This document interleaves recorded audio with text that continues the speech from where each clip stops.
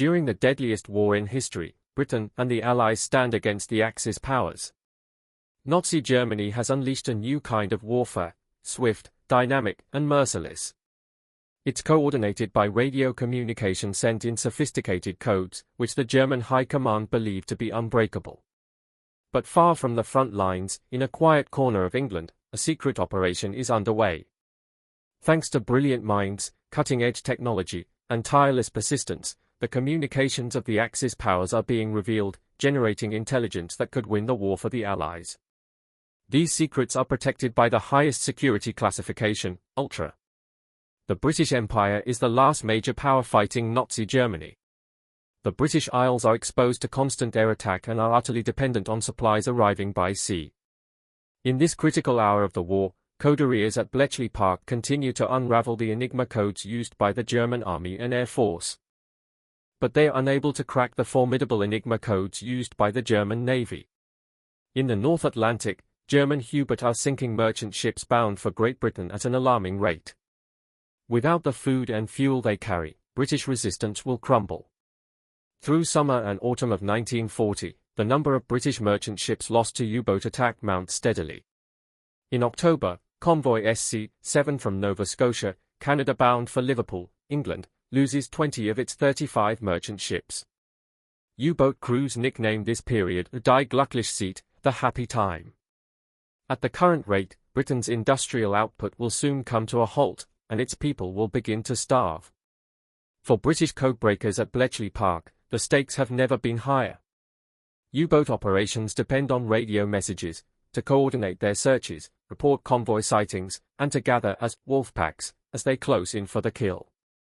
The German Navy has been using Enigma since 1926, and their procedures are far more disciplined than the Army or Air Force. The operator errors exploited by Bletchley to break Army and Air Force Enigma will not work against the Navy. Naval Enigma machines also have more possible settings. From 1940, the German Navy are switching between 8 code wheels, rather than the 5 used by the Army and Air Force. This represents a massive increase in complexity, raising the possible combinations of rotors from 60 to 336. Few believe the naval codes can be broken. Even Alastair Denniston, head of GC and CS, thinks the task is impossible. One of the few people who believe it can be done is Alan Turing. He will head up the attack on Naval Enigma from Hut 8 in the grounds of Bletchley Park. Turing goes to work on the problem. He deduces that the naval message keys are further encrypted using bigram tables, which lay out substitutions for letter pairings that change daily. Turing's theories are confirmed on the 26th of April, when HMS Griffin captures a German naval trawler, finding bigram tables on board. The tables are printed on red paper in water-soluble ink. To destroy them, a German sailor simply has to throw them overboard, but they don't do it in time. The capture allows Bletchley to break 6 days' worth of naval Enigma traffic. The remainder of 1940 brings few successes. Searching for a breakthrough, Hut 8 attempts to produce cribs. These are strings of text, phrases, words, numbers, that are likely to appear in an encrypted message. The Royal Air Force assists by laying sea mines in locations that will be spotted by German vessels. When the ships report the mine's location via Enigma, the British are listening, and can use the coordinates to create a new crib. But their work is largely futile without the bigram tables. It's clear to Turing that if they are to break naval codes consistently, the British need to capture more codebooks. That winter, U-boats continue to prey upon convoys bound for Britain. At Bletchley Park, a trickle of captured material continues to arrive. There are a few isolated breaks into naval Enigma, but no major progress. Frustration grows. Then, in March 1941, a British boarding party seizes the German armed trawler Krebs, sailing off Norway's Lofoten Islands, and finds intact Enigma message key tables. It allows Hut 8 to read naval Enigma for several weeks, not quickly enough to provide useful intelligence. But it does allow them to reverse engineer the bigram tables currently in use. Hut 8 is incredibly close to cracking naval Enigma. The final breakthrough comes when codebreaker Harry Hinsley makes a discovery amongst the Enigma traffic. The German Navy has ships in the Atlantic which radio weather reports back to base. They send short, simple messages using Enigma, which are then relayed throughout the U-boat fleet. Not only are these ships vulnerable to capture, the standardized format of weather reports makes them an abundant source of cribs. The Royal Navy dispatches task forces to seize the German weather ships. In early May, München is captured in the North Atlantic. Another, the Lauenburg, is taken the following month. Also in May, the crew of HMS Bulldog pull off an astonishing coup, boarding the stricken U-boat U-110 in mid-Atlantic, to seize its Enigma machine and codebooks. The material from the weather ships, U-boat captures, a growing library of cribs and innovations in code-breaking techniques combine to create the breakthrough Hut-8 needs. The Enigma network in use by the German Navy, known as Dolphin, is repeatedly broken through the summer of 1941. And then, from the 20th of September, it is broken every day until the end of the war.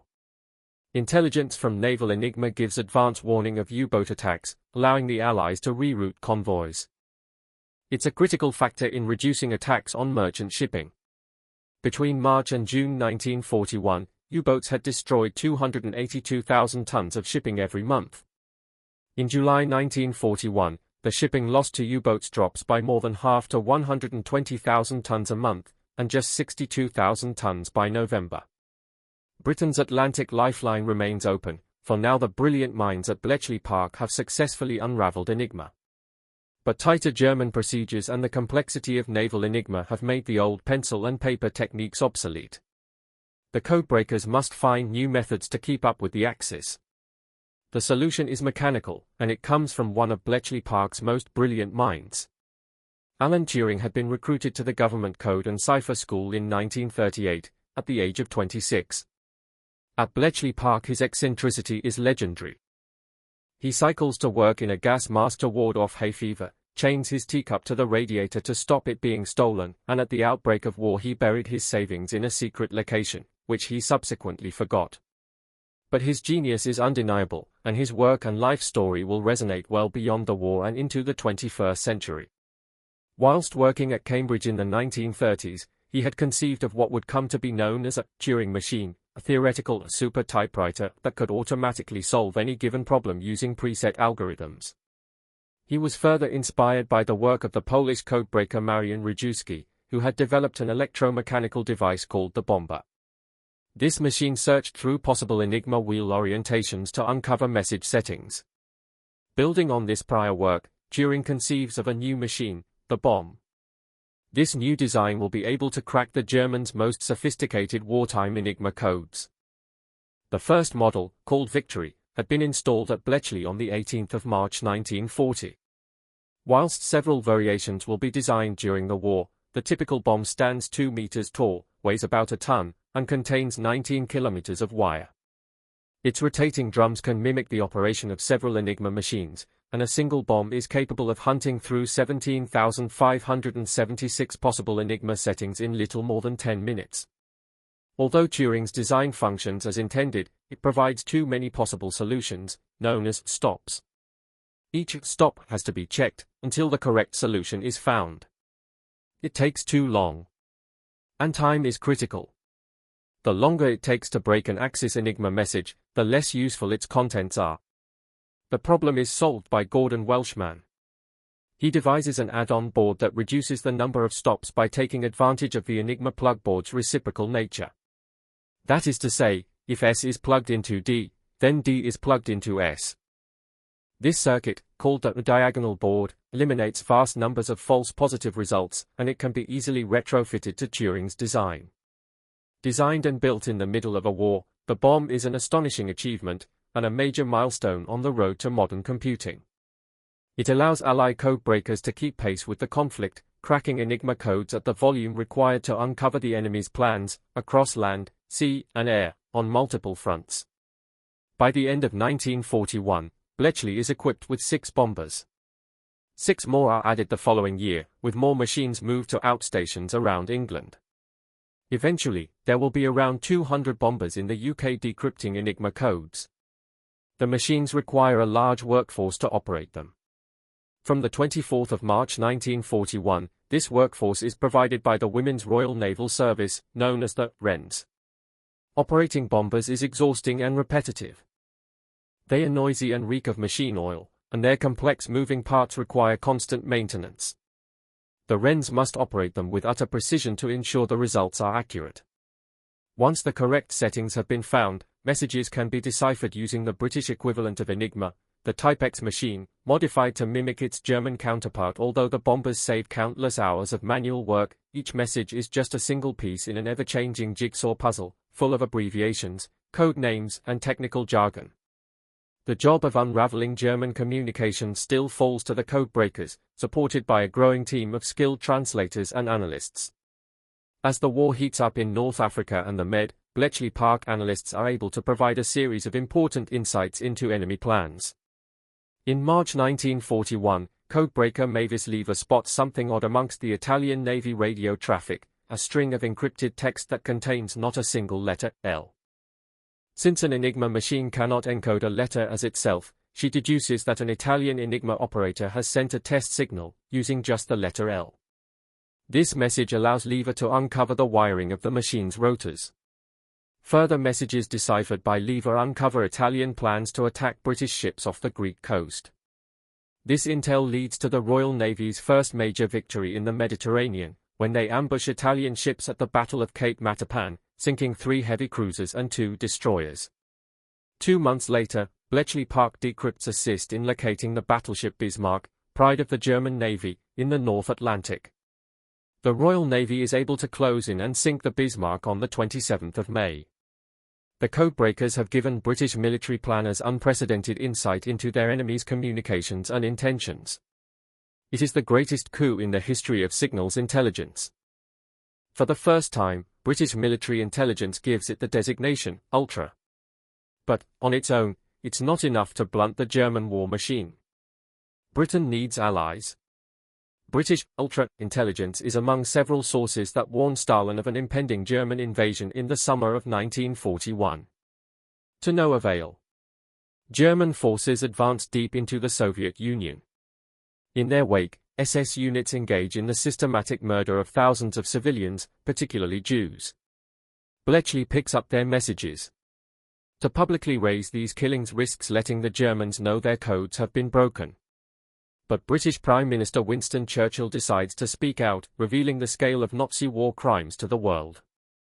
On the 7th of December 1941, the Empire of Japan attacks the American naval base at Pearl Harbor, as well as British, US and Dutch bases across East Asia. Britain and the US are now at war with Japan. 4 days later, Hitler declares war on the USA. The war has taken on a new global dimension. Then suddenly, Bletchley Park loses the ability to decipher U-boat communications in the Atlantic. A new type of Enigma machine has surfaced, plunging Bletchley Park into the dark. With American troops and supplies poised to pour across the Atlantic, into Europe, the U-boats are once more able to strike without warning. For the codebreakers of World War II, data was hard to track down and easily destroyed. But today, our data is everywhere, and everlasting. And if we're not careful, we can leave ourselves open to invasions of our privacy, or even cybercrime. Fortunately, our video sponsor, Proton Mail, is fighting to protect your privacy and keep your data safe. We like to think of our emails like sealed, private letters. But in reality, they are more like postcards, and big tech companies can easily read, monetize, or misuse their contents. But with Proton Mail, your emails are end-to-end encrypted and protected by strict Swiss privacy laws, ensuring that only you and the recipient can read the contents. Popular messaging apps protect your chats with end-to-end encryption. Why settle for less with your email? At this point, you're probably expecting an Epic History promo code for a discount. With Proton Mail, you don't need one. You can sign up completely free by heading to proton.me. Epic History. Switching to Proton Mail could not be easier. If you don't want to start fresh, their migration tool allows you to easily transfer emails, calendars, and contacts from Google or other providers in just a few clicks. Once you're set up, you can take advantage of more neat tools, like unlimited email aliases to reduce spam, automatic folder sorting, and the ability to unsubscribe from unwanted newsletters with just one click. Plus, advanced phishing protection, no targeted ads, dark web monitoring and tracker blocking by default. Since its launch in 2014, Proton has been on a mission to build an internet where everyone is in control of their digital lives. Today, more than 100 million people use Proton, making it the largest encrypted software platform in the world. Its non-profit structure means it will always put people before profits. So, to join the movement and get Proton Mail for free, click the link in our video description or head to proton.me. Epic history. Thanks to Proton Mail for sponsoring this video. Thanks as always to the Patreon supporters who help to make this channel possible, from builders, such as Thomas Vincent, Vedant Solvi and Wayne Fleury, to citizens like Fraser White, Julian BTC and Kevin Rogers, and heroes, like Patrick McKee.